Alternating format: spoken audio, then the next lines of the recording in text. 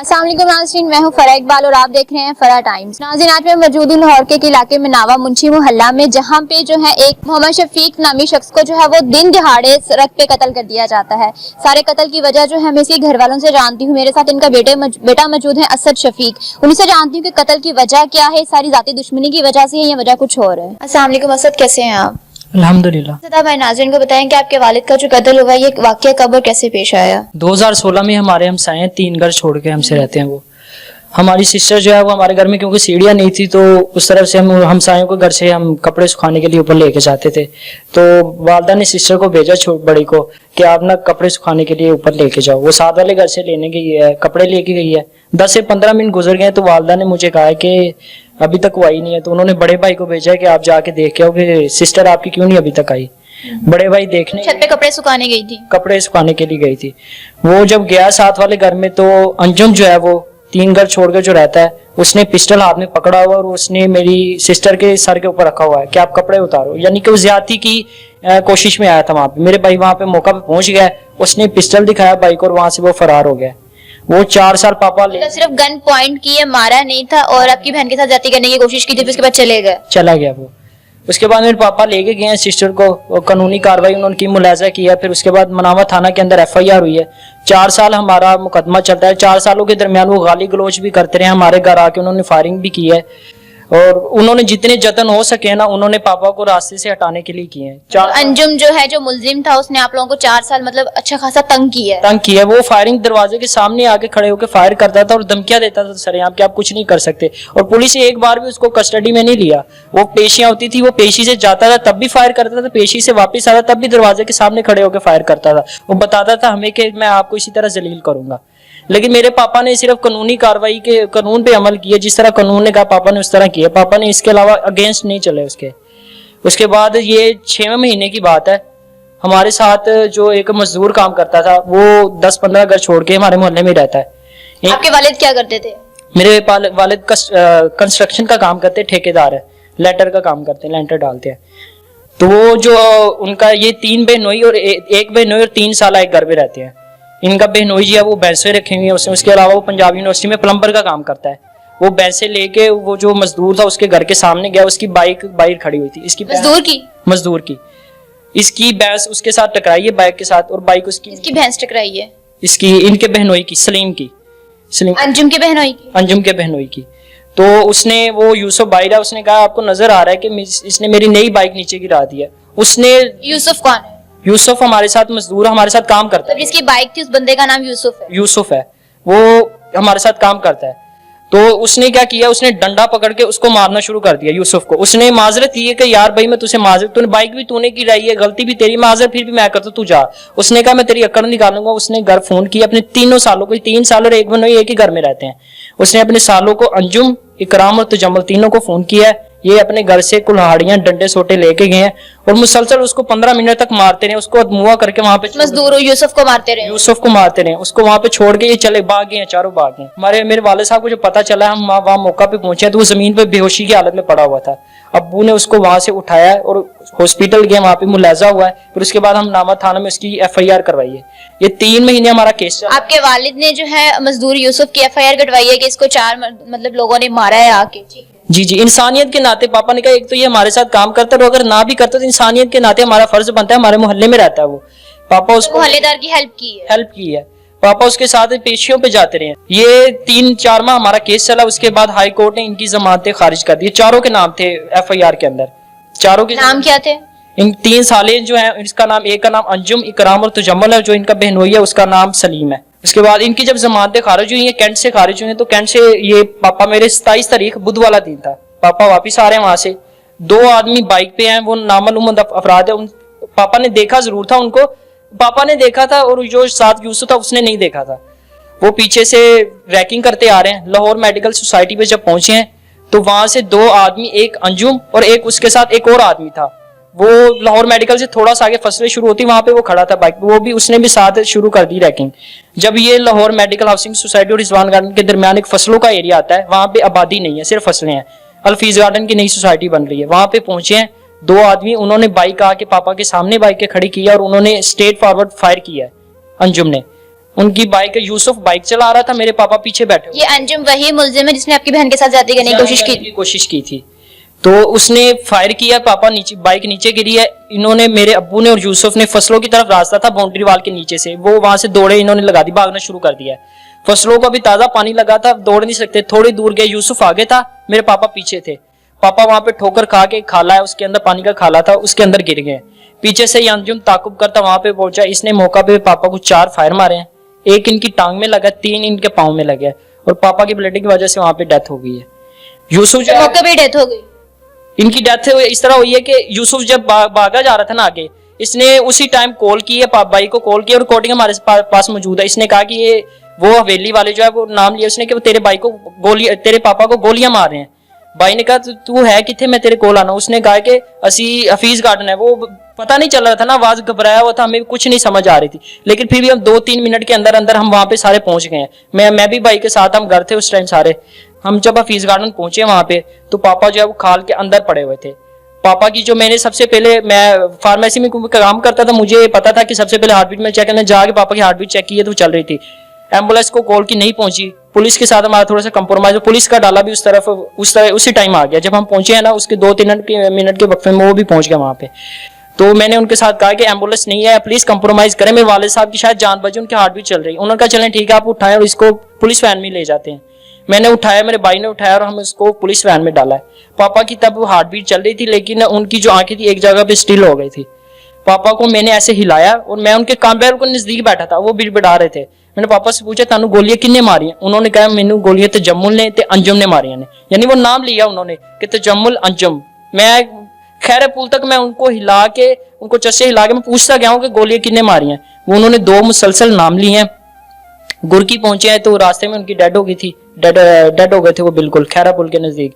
गुरकी hospital पहुंचने से पहले डेथ हो गई थी उनकी। गुरकी हॉस्पिटल पहुंचे, उन्होंने अपना चेकअप किया और उन्होंने डेथ के लिए डिक्लेयर कर दिया। उसके बाद फिर हम थोड़ा सा टाइम वहां पे लगा, फिर हम इनको म्यू अस्पताल ले गए। अब पुलिस ने इसमें क्या किरदार अदा किया है? पुलिस ने ये किरदार अदा की कि क्योंकि मैं चश्मदीद गवाह इस वजह से, क्योंकि मैंने पापा को पूछा है, एक दफा नहीं 12 में, जहां तक उनकी जान निकली वहां तक पूछता गया। पापा ने 2 नाम मुसलसल लिए कि तजम्मुल अंजुम ने। और इस बात का और कोई बंदा गवाह है कि आपके अलावा किसी और ने सुनी ये बात? चश्मदीद गवाह इस बात का कि वो वहां से तजम्मुल रैकिंग करता आ रहा है। लेकिन पुलिस ने क्या किया? पुलिस ने कहा है कि तजम्मुल इस वजह से इस केस में शामिल है कि तजम्मुल को हमने 2 बजे कैंट कचहरी से कस्टडी में लिया है, जबकि तजम्मुल रैकिंग करता आ रहा है। और दूसरी बात यह कि पुलिस ने जो है उसको क्यों पकड़ा, तजम्मुल को क्यों पकड़ा? उसकी जमानत खारिज हो गई थी। यूसुफ को मारा था ना उस दिन, पेशी से जमानतें खारिज हुई थी। इसी वजह से ये सारे रैकिंग करते पीछे हैं कि आज जमानतें खारिज, हमने पकड़े तो जाना ही है, फिर जो हमसे होता है वो हम कर ही लें। तो पुलिस ने ये किया कि 3 बजे 3-3:15 के दरमियान ये वकूआ हुआ है। लेकिन पुलिस का क्या कहना है, उनके रिमार्क्स ये कि हमने 2 बजे तजम्मुल को पकड़ लिया है। जब शाम को पापा की बॉडी पोस्टमार्टम के लिए, क्योंकि सरदखाना चली गई थी, FIR की यहाँ से सारे डॉक्यूमेंट होने थे, फिर उसके बाद पोस्टमार्टम होना था। मैं पुलिस स्टेशन आया मनावा FIR के लिए, मैं वहां पे FIR कटवा रहा हूँ। 2 जो थे, एक बहनोई और एक साला इकराम, इन्होंने, क्योंकि 2 दिन पहले हमें थाने से भी कॉल आई है, हम खुद भी जाकर देखा है कि वो दोनों कस्टडी में थे। उनका हमें पता था कि ये दोनों कस्टडी में है। तजम्मुल और अंजुम बाहर थे, इन दोनों का हमें पता था। लेकिन जब FIR के लिए गए, मैंने खुद वहां देखा है, उनका जो लॉकअप था उसके अंदर जो सलीम है इनका बहनोई और दूसरा आदमी इकराम था, लेकिन तजम्मुल और अंजुम नहीं थे। जब FIR करवा रहे हैं तो वो वहां से उसको मैंने जब नाम लिया ना FIR के अंदर कि ये बंदा उसमें शामिल है, मेरे पापा ने कहा, तो इंस्पेक्टर फौरन से बोला उसको तो हम 2 बजे से लेके आए। मैंने कहा मैंने जब आते लॉकअप देखा है, लॉकअप के अंदर तजम्मुल नहीं था, तो ये उसको बाजू से पकड़ के लेके आ रहे हैं, हमने ये तो सुबह से इंचार्ज साहब के कमरे में है, इसको तो हम 2 बजे का लेके आए, आपका 3 बजे वकूआ। मैंने कहा इसको आपने सजा के रखा हुआ है अंदर, जहां वो दोनों है उनकी जमानतें खारिज है, आप लॉकअप के अंदर डालें, आप उसको सजा के इंचार्ज साहब के कमरे में बिठाए। एक तो इनकी मिली भगत पुलिस की ये हुई है। दूसरा ये कि ये लियाकत, इनका एक मामू है तजम्मुल, अंजुम और इकराम, इनका एक मामू है, डयाल गांव रहता है, सीमा गांव है इनका, वहां पे रहता है। उसने 14 तारीख को पापा को फोन किया, धमकियां दी हैं, पापा को गाली गलोच की है, गलीज गालियां दी और जान से मारने की धमकी दी। उसकी रिकॉर्डिंग हमारे पास अभी तक मौजूद है, वो हमने SP साहब को, और सरेआम उसने SP साहब को टोंट किया, थ्रेट किया और बताया कि तू SP साहब के पास भी चले जा। मेरे पापा को कहा तू कुछ नहीं कर सकता। जब आपको ये कॉल आई थी तो आपने पुलिस से सिक्योरिटी का नहीं कहा था? सिक्योरिटी का हमने उसके 2 दिन बाद फिर मैं और वालिद साहब हम गए मनावा स्टेशन। वहां जाके पापा ने एप्लीकेशन दी है वहां पे कि मुझे सिक्योरिटी दे। हमने उनको वो रिकॉर्डिंग सुनाई है। जो मुंशी था वहां पे, उसने वो हमारे सामने रिसीविंग की है उसने रजिस्टर पे लिख दिया कि ये एप्लीकेशन हमारे पास आ गया। हमने क्योंकि डीएसपी को इरसाल की थी। जब ये वकूआ हुआ है, पापा की बॉडी पोस्टमार्टम के लिए गई है, मैं सीधा पुलिस स्टेशन गया हूँ। मैं डीएसपी के साहब के डायरेक्ट ऑफिस में गया, मैं उनसे जाके मिला। मैंने कहा 16/9/21 को एप्लीकेशन आपके कंप्यूटर से, मैं अभी ये देखिए रिकॉर्ड आपका मौजूद है कंप्यूटर में, मैं खुद घर से नहीं लेके आया, आपके कंप्यूटर से अभी मैंने निकलवा के लेके आया हूँ। तो ये देखिए आपके नाम मैंने एप्लीकेशन की है, आपने कोई सिक्योरिटी नहीं की। उस बंदे ने 1 महीने के अंदर कत्ल करके दिखा दिया। जो उसने कहा उसने पूरा कर दिया, उसने पूरा कर दिया, उसने कत्ल कर दिया, ये देखे। और आपने कुछ भी नहीं किया। डीएसपी साहब ने क्या कहा, उन्होंने कहा आपकी एप्लीकेशन मुंशी के पास आई है, उसने अपने रजिस्टर पे रिसीविंग डाली है। लेकिन मेरे पास, जब मेरे पास कोई एप्लीकेशन आती है, मैं अपने रजिस्टर पे डाटा एंटर करता हूँ। ये देखे, ये जिस तरीके की आपकी एप्लीकेशन है, मेरे पास कोई डाटा नहीं है। मैंने कहा आप मुझे रजिस्टर चेक करवाएं। दोनों रजिस्टर जब आए हैं, मुंशी के रजिस्टर पर जहाँ पे सिग्नेचर हुए थे, वहां पे इन्होंने व्हाइट कलर का व्हाइटनर ऊपर जो है ना स्क्रॉल कर दिया है, यानी कि वो जो सिग्नेचर हुए थे उसको इन्होंने छिपा दिया। डीएसपी के क्या रिमार्क्स हैं कि मेरे पास आई नहीं है, ये मुंशी के काम है, उसने कोई मिलीभगत करके उसने कोई अपनी डंडी मारी है, इसका कोई कनेक्शन है, कोई भी बात है, इसने खुद ही सिग्नेचर करके ऊपर व्हाइट कलर का व्हाइटनर मार के सिग्नेचर खत्म किए। वो नजर भी आ रहा है कि ये सिग्नेचर हुआ है, उसके ऊपर व्हाइटनर मारा गया है, और मुंशी जो है उसका तबादला हो गया यहाँ से। अब डीएसपी सारी बात उसके ऊपर, अगर पुलिस कोई एक्शन लेती, सिक्योरिटी मेरे वाले साहब को देती, तो ये कुछ ना होता। लियाकत ने 1 महीने की धमकी दी और उसने अंजुम के जरिए मेरे पापा को कत्ल करवा दिया। अभी पुलिस जो है वो क्या फर्दर प्रोसीजर उनका को काम कर रही है, आपको सपोर्ट कर रही है? मैं जब पोस्टमार्टम के लिए वहां से निकला हूं ना मियां अस्पताल, मैं अकेला था वहां पे। घर वालों का सारा का यही फैसला था, इन्होंने औरतों को लिया, ये शिमला पहाड़ी चले गए प्रेस क्लब के पास कि हमने वहां पे जाके एहतजाज कर। पुलिस ने कुछ नहीं किया।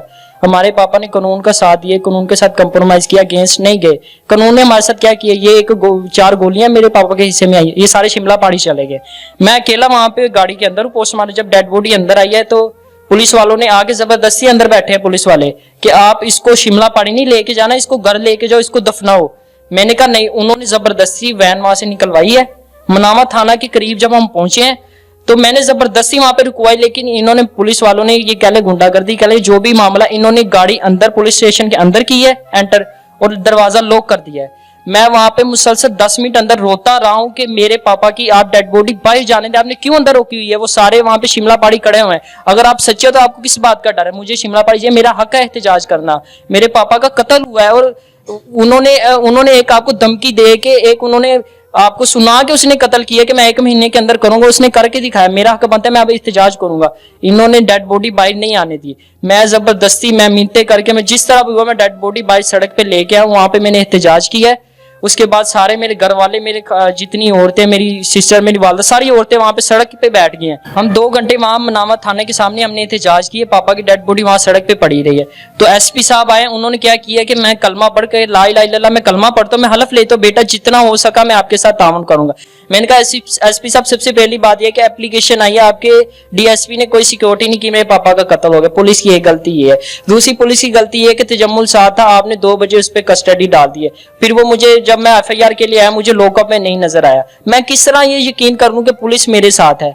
मैं इस बात, अब ये देखे, इन्होंने, डीएसपी साहब ने मुझे कहा कि बेटा आपके साथ फुल सिक्योरिटी है। कल जनाजा हुआ है मेरे वाले साहब का, पुलिस वाले हैं, उसके बाद कोई सिक्योरिटी नहीं है। मैं पंजाब यूनिवर्सिटी का स्टूडेंट हूं, मैंने पूरा लाहौर घूम के, मैंने इच्छा गुजर के मैंने जाना होता है। वो बंदा अभी तक फरार है। ये मैं सबसे पहले सीसीपीओ साहब से मुतालबा करता हूँ कि बंदा 1 मारे 302 लगेगी, 4 मारे तब भी एक ही फांसी होगी। अगर खुदा ना खासा वो रास्ते में खड़ा होकर मुझे फायर मार दे, मुझे कुछ कर दे, कौन जिम्मेदार होगा? आपने कोई सिक्योरिटी अभी तक नहीं दी। मैंने अपनी यूनिवर्सिटी जाना, मेरे पेपर्स है, मेरे घर वालों, मेरे भाई का कंस्ट्रक्शन का काम है, उन्होंने, हमने कब तक हम घर में महसूर रहेंगे? हमने बाहर निकलना है यहाँ से।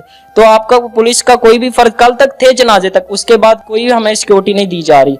तो यही हमारा आपके साथ मुतालबा, में सिक्योरिटी दे और अंजुम फरार है, और ये जो भी पुलिस की मिली भगत है, इसकी इन्वेस्टिगेशन करवाई जाए। जी नाज़रीन, ये थी हमारी आज की कहानी। आपने सुना कि किस तरह से असद जो है अपने वालिद के इंसाफ के लिए जो अपील कर रहा है। बिल्कुल सही कह रहा है कि लियाकत, जो जिसने दावा किया था कि 1 माह के अंदर कत्ल कर देगा, उसने इसके मरहूम वालिद का जो है कत्ल कर दिया। पुलिस की तरफ से कोई भी कार्रवाई नहीं की गई। बहुत ही अफसोस के साथ, सीरियसली बहुत ही अफसोस के साथ कहना पड़ता है कि हर प्रोग्राम में, हर कहानी में, हर स्टोरी में मुझे ये कहना पड़ता है कि हमारी पुलिस जो है, अगर इस तरह से अगर उसकी उसकी उनकी कार्रवाई इस तरह की हरकतें रही तो जो जाती दुश्मनियां हैं वाकई पहले दादा परदादा से वालिद तक आती हैं, वालिद से भी बच्चों तक आती हैं। फिर उसके बाद हमारे मुल्क में कहा जाता है कि दहशतगर्दी फैल रही है, हमारे मुल्क में गुंडागर्दी आ गई है, और जब देखो जो है नौजवान नस्ल जो हाथ में गन लेके घूम रही है, जब पुलिस की तरफ से कोई प्रॉपर तरीके से कार्रवाई नहीं की जाएगी तो ऑब्वियसली अपने घर को सेव करने के लिए, अपने घर की इज्जतों को सेव करने के लिए लोगों को खुद ही कुछ ना कुछ करना पड़ेगा।